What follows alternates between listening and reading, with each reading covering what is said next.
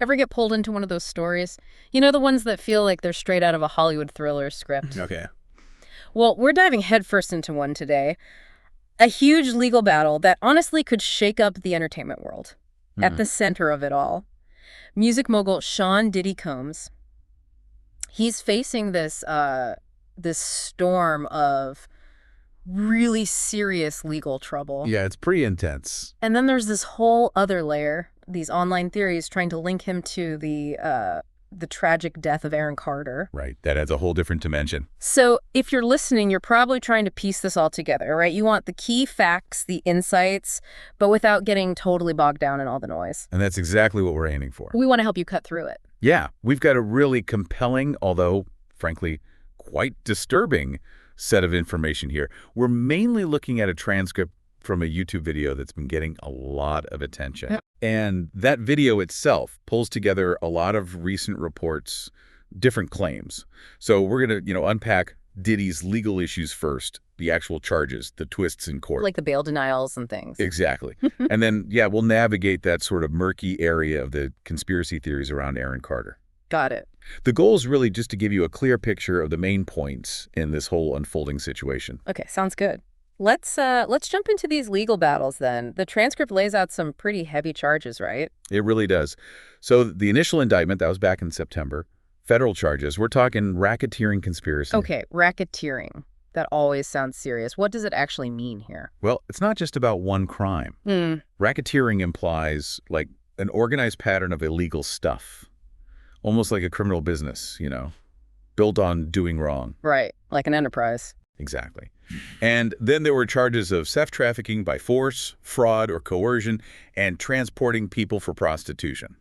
So these first charges already painted a picture of a pretty wide-ranging alleged operation. And it sounds like things have only gotten more intense since then. The legal pressure is ramping up. That's right. Just before the trial was supposed to start next May, this April, they issued a third superseding indictment. Third one, okay. Yeah, adding 2 more criminal counts against him. And just so you understand, a superseding indictment means the prosecution has, updated the charges. Right, they found more evidence or something. Yeah, usually it means they've gathered more evidence or maybe refined their legal strategy as the investigation went on. It definitely shows things are still actively developing. And what's really jumped out at me is the court just keeps denying bail, even with, massive amounts of money offered. Yeah, that's pretty striking. He offered reportedly a $50 million bond, 2047 security, home monitoring, all of it. Huge security package. Huge. And still, the judge denied bail 3 separate times. The reason given was basically, no condition or combination of conditions will reasonably assure the safety of the community. Wow. That's a strong statement from the judge. It really is. It highlights just how serious the court views the potential risk here. Yeah. Essentially saying, look, the danger of him potentially harming someone else or maybe fleeing is just too high, even with all those safeguards. The transcript also mentions his experience inside while detained. Doesn't sound good. No, it paints a pretty bleak picture. There were reports about this alleged meltdown he had on Christmas Day. This was at the Metropolitan Detention Center, MDC, in Brooklyn. A meltdown? What happened? Well, the report suggests he was really struggling with the isolation, maybe denied medical help for what was called an emotional breakdown. Apparently, he ended up using meditation techniques just to try and calm himself down. Gives you a real sense of his state of mind, I guess. Yeah, a stark contrast to his public persona. And it's not just him, right? The facility itself, MDC Brooklyn, has a bad reputation. Oh, definitely. It's notorious. The transcript mentions appalling living conditions and rampant violence. There have been reports of murders, suicides, stabbings. It's got a really troubled history. Jeez. Yeah, apparently it's gotten so bad that some federal judges are refusing to send any more prisoners there. That bad. Wow. Yeah, that really tells you something about the conditions inside. And people have noticed changes in his appearance, too, in court. They have. Between his court appearances in December and then later in March, people noted his hair graying noticeably, changes in weight. It suggests the stress, the conditions, it's all taking a visible toll. Okay, but then things take a turn, potentially a very dramatic one. The transcript talks about his lawyer getting some kind of document in court, a transcript of leaked tapes. This could be absolutely massive, yeah. It sounds like it happened right there in the courtroom. His attorney gets this document, and it's apparently a transcript of leaked tapes. Leaked from where, do we know? That part's unclear from the source, but the content described, it's explosive. Allegedly capturing wild drug-fueled parties, people being coerced into performances, all recorded on camera. So this could be the smoking gun for some of those charges. Potentially, yes. If these tapes are real, and they show what's described, they could be incredibly strong evidence for the prosecution on charges like racketeering, conspiracy, sex trafficking, transportation for prostitution. I mean, it connects directly to the core allegations. And then there is that other really weird, disturbing detail, the baby oil. Oh, yeah. Over 1,000 bottles of baby oil and lubricant seized from his properties. 1,000? That's staggering. Why? Well, the allegation is they were used in these things called FreakOFFS. The description is pretty graphic. Elaborate, almost like produced sex performances that Diddy allegedly set up, directed, masturbated during, and often recorded. That sheer quantity linked to that kind of alleged activity, it's deeply disturbing. And it fits the pattern of alleged abuse and exploitation. That detail about the baby oil is just, it almost defies belief. It really does. It paints such a bizarre and unsettling picture when you put it alongside the other claims. And the transcript mentions these recordings weren't just kept, they were allegedly used against people, blackmail. Yes, that's another really serious allegation. That Diddy supposedly used videos from past FreakOFFS to basically blackmail victims, coerce them into participating in more of these events. So controlling them through the recordings. That's the implication. It suggests a potential pattern of control, exploitation, that goes way beyond just the initial alleged acts. It's adding another layer of, well, horror to it all. So with all this evidence, these tapes potentially surfacing, what's the defense doing? The transcript mentioned a juror questionnaire. That sounded interesting. Right, that 70-question juror questionnaire. It reportedly digs into potential jurors' views on some pretty sensitive topics. Explicit sexual content, violence, people having multiple sexual partners, things like that. Okay, so why ask those specific things? Well, it strongly suggests the defense knows this potentially graphic evidence, especially those alleged freak-off tapes, might come out. They're likely trying to gauge reactions. Right, trying to find jurors who won't be immediately shocked or biased by it. Exactly. Maybe find people who are less easily swayed by explicit material, or perhaps more open to hearing alternative explanations or the defense's narrative about what was going on. It's about understanding who will be on that jury. What's the key insight for us in seeing those specific questions in terms of how the defense might be trying to shape the jury? I think it shows they're anticipating a trial focused heavily on very explicit, potentially disturbing sexual conduct.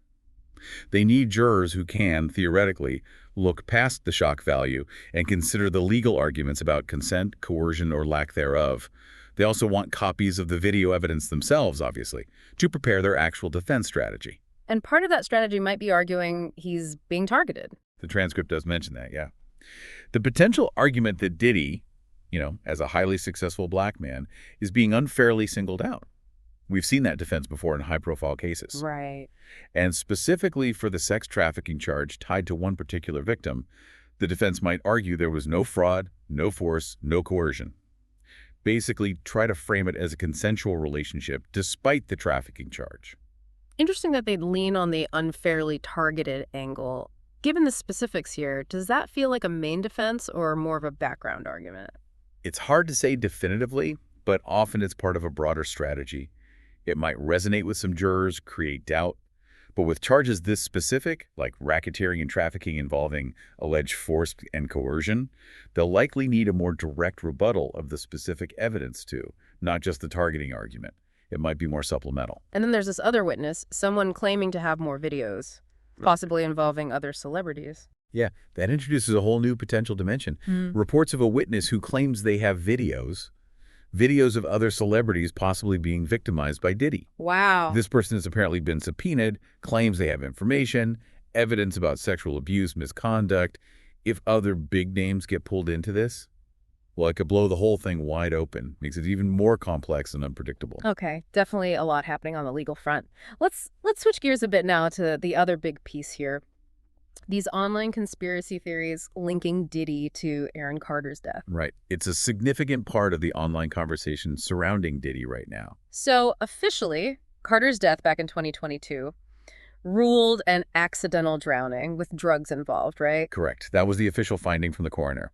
Accidental drowning with defluorothane that's huffing from aerosol cans and alprazolam, which is Xanax, listed as contributing factors. But online, and especially from his mother, there's a lot of doubt. A huge amount of doubt. Aaron Carter's mother has been very vocal on social media. She's questioned things like perfectly placed towels she saw in photos of the scene, the water in the bathtub being a strange green color. Green water. Yeah, and she's claimed her son received death threats before he died. She's been calling for a real investigation, clearly believing the official story doesn't add up, and her posts have really fueled the online suspicion. And that feeds into this secret tapes theory, right? The idea that Carter knew too much. Exactly. That's the core of the online conspiracy. The theory goes that Aaron Carter had some kind of secret recordings or evidence. Yeah. Maybe exposing abuse, exploitation in the music industry, possibly involving Diddy. Is there any actual proof of these tapes? It's crucial to state there's no verified evidence of these tapes existing or connecting them specifically to Diddy. It's very much in the realm of online speculation right now. Okay. But you can see how, given Carter's own statements before his death, and now these allegations against Diddy, people connect the dots, rightly or wrongly. What statements are you referring to? Well, the connection people often point to is that both Carter and Diddy operated in related music industry circles, connected through Sony Records or its affiliates. Carter was with Jive under Sony, and Diddy's Bad Boy eventually partnered with Sony. So they likely knew each other, moved in the same circles? It's highly probable, yeah. They would have likely encountered each other, been at the same events, especially from a young age in Carter's case. This perceived proximity lends plausibility to the theories for some people. And the transcript specifically mentions a TikTok video Carter made right before he died. Yes, that video is, well, it's pretty disturbing, especially in hindsight. It was posted just 2 days before he disappeared. In it, he calls himself a silence breaker, mentions a rapist brother. Whoa. Yeah. He says he fears for his life, claims he's being set up, alleges Sony Records owes him money, and paints a picture of someone feeling very threatened and maybe about to expose something. He even asked for money to move, didn't he? He did. He pleaded for $100,000 to relocate somewhere safe. And he added this strange detail that his realtor wouldn't sell his house, which sort of amplified the feeling of a wider conspiracy preventing him from escaping. That's deeply unsettling, hearing that now. It really is. And it feeds directly into the narrative that maybe he did know something dangerous. There's also something odd about his phone. Right. People close to him said he always had his phone on him, especially, if he was taking a bath or something. Okay. But his phone wasn't found with him near the bathtub. It was found in his car. Which, again, for those doubting the official story, seems like a strange inconsistency. Why wouldn't his phone be right there? Another detail adding fuel to the fire. Exactly. Little anomalies that people seize on. And what about the medical examiner's office? There was the connection mentioned there, too. Yeah, this one's a bit more tenuous, but it gets brought up online. While it wasn't the exact same person, the autopsy was done by the same L.A. County Medical Examiner Coroner's Office that handled the deaths of other celebrities who had some connection, however distant, to Diddy or Sony. Like who? The transcript mentions people like Kim Porter, Diddy's ex, and mother of some of his children, and Brittany Murphy, whose death also had lingering questions. The connection is sometimes stretched, but the fact it's the same office leads to speculation about potential influence or lack of thoroughness, at least in the minds of the conspiracy theorists. So no direct link, but another point of suspicion for some. Precisely.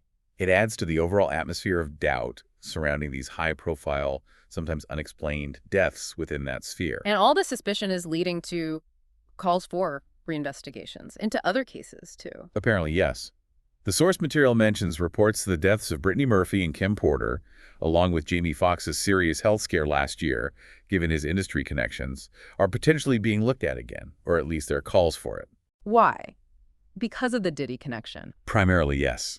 It stems from their connections to Diddy or Sony, combined with this growing cloud of suspicion around Diddy possibly silencing people who might expose him. Again, it's largely fueled by the online theories, but it shows the level of distrust and the desire for fresh eyes on these cases within certain communities. Okay, wow. That is a lot to take in, both the legal case and these theories. So let's try to boil it down.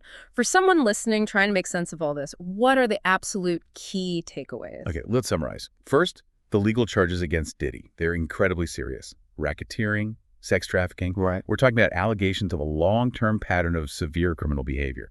That's takeaway number one, Yeah. the gravity of the official charges. Right. Very serious. Okay, second. Second, those alleged leaked tapes. Their emergence, even just as transcripts initially, could be a game changer in the legal case, potentially crucial evidence. Keep an eye on that. Got it. Tapes are key. Third. Third, regarding Aaron Carter. There is undeniable significant skepticism online about his death. It's fueled by his own mother's doubts, his own statements before he died. It's a persistent counter-narrative to the official ruling. Okay, so the doubt is real even if the theories aren't proven. Exactly. Which leads to takeaway number 4, and this is really important.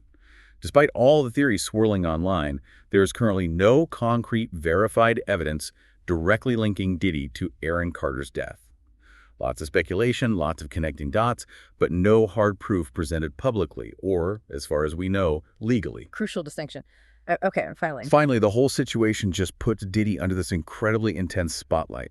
His legal battles, his alleged past behavior, it's all under immense scrutiny, and this could have ripple effects across the entire entertainment industry, depending on how it plays out. So a really complex picture.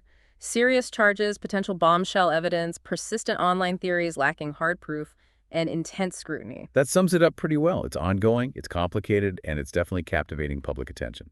Okay. So, thinking about everything we've just unpacked, all these accusations, the legal complexities, the unanswered questions, the online chatter, here's something to mull over. What do you think is the single most critical piece of this puzzle? The one thing that really needs more clarity, more examination, to truly grasp what's going on here. And maybe consider that difference. We highlighted the gap between what happens in a courtroom based on evidence and what happens online driven by speculation and sometimes genuine unanswered questions. Where does the real truth lie in that space? That's a great question to leave people with. Definitely something to keep thinking about. We encourage you to keep following this, keep questioning, and form your own informed views as more facts hopefully come to light.